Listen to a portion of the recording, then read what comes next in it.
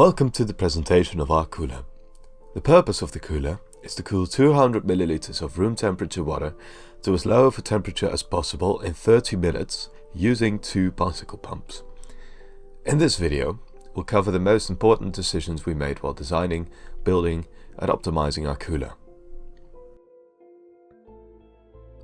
Our water reservoir has been placed around the cold pump. It meets several requirements. The heat resistance from the cold water to the air inside the pump has been made as small as possible. The water reservoir has been placed as low as possible on the pump in order to maximize the contact with cold air. Furthermore, it has been made long to increase the surface area of the water on the pump. On the hot side, we've placed a cooling water reservoir. It has been made to be as large as possible to maximize its heat capacity. Here too, we've tried to minimize the heat resistance from the water to the air inside the pump. As our coolant, we've chosen water. It is, of course, easy to come by, and its large heat capacity and small heat resistance make it an excellent coolant. The cold side of the system has been insulated. By this we mean mainly the water reservoir, but also the cold pump and part of the tubing. This way the heat flow from the environment into the system will be decreased there. The warm side of the system has not been insulated, since these parts will become hotter than the environment during cooling. This way, heat can be expelled to the environment. The tube we use is relatively short. This way we can reach greater extremes of pressures, both low and high, due to the small dead volume. The chosen material for the tube is copper, as it has a low heat resistance, increasing the heat flow from the air to the environment during the compression phase. While moving either pump, heat will be generated due to the friction between the piston and the cylinder of the pump. Experiments have shown this heat to be a significant factor in the performance of our design. To combat this heat, we have lubricated the inside of each pump.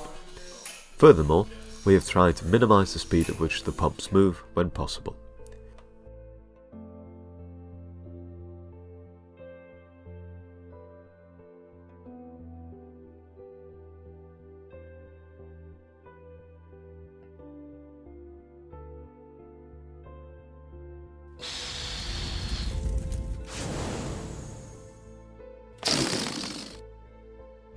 The compression phase must be relatively isothermal.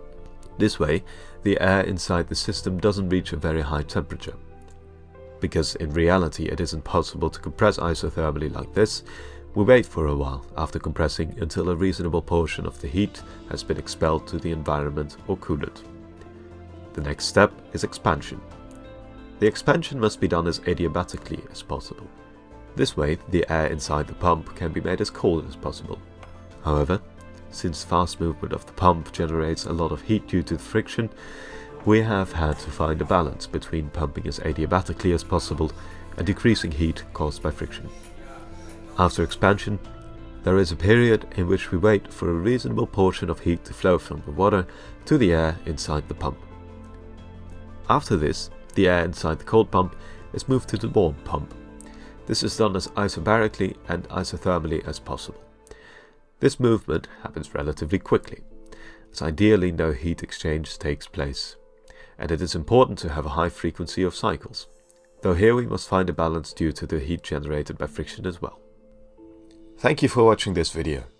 If you have any questions, feel free to ask them.